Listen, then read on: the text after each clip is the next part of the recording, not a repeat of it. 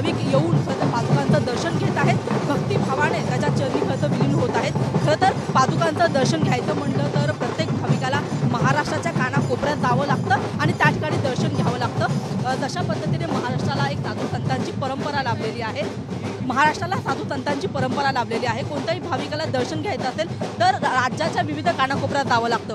आज एकाच ठिकाणी सगळ्याच साधू संतांच्या पादुका एका ठिकाणी जमलेल्या आहेत। हा एक आगळा वेगळा असा एक क्षण आहे, एक योगायोग जुळून आलेला आहे। काय सांगाल? हा खरोखरच एक कल्पकतेचा आविष्कार या ठिकाणी बघता येईल। संत महात्मे ज्या सदेहात राहत असताना त्यांनी जे कार्य केलेलं आहे त्याच त्यांच्या पादुकांचं कार्य जगभर चालू आहे आणि हे जे नियोजन आहे हे फार परिश्रमक केलेलं नियोजन असं वाटतं। हा सत्संग जो खऱ्या अर्थाने होणार आहे हे अवधूत गंगेचं एक स्थान म्हणून म्हटलेलं आहे। अवधूत गंगेच्या स्थानावरती अमृत प्राशन करण्याची संधी सर्वांना उपलब्ध करून दिल्याबद्दल खरोखर नियोजनकर्त्यांचा आभार मानले पाहिजेत। एकाच ठिकाणी एकाच वेळेला सत्संगाद्वारे मोक्ष प्राप्ती करण्याचं साधन त्यांनी प्राप्त करून गेल्याचा हा विशेष आनंद सोहळा महाराष्ट्राचं नव्हे तर भारतातील ऐक्याचं प्रतीक म्हणून जगभर गणला जाईल असंही मला वाटतं।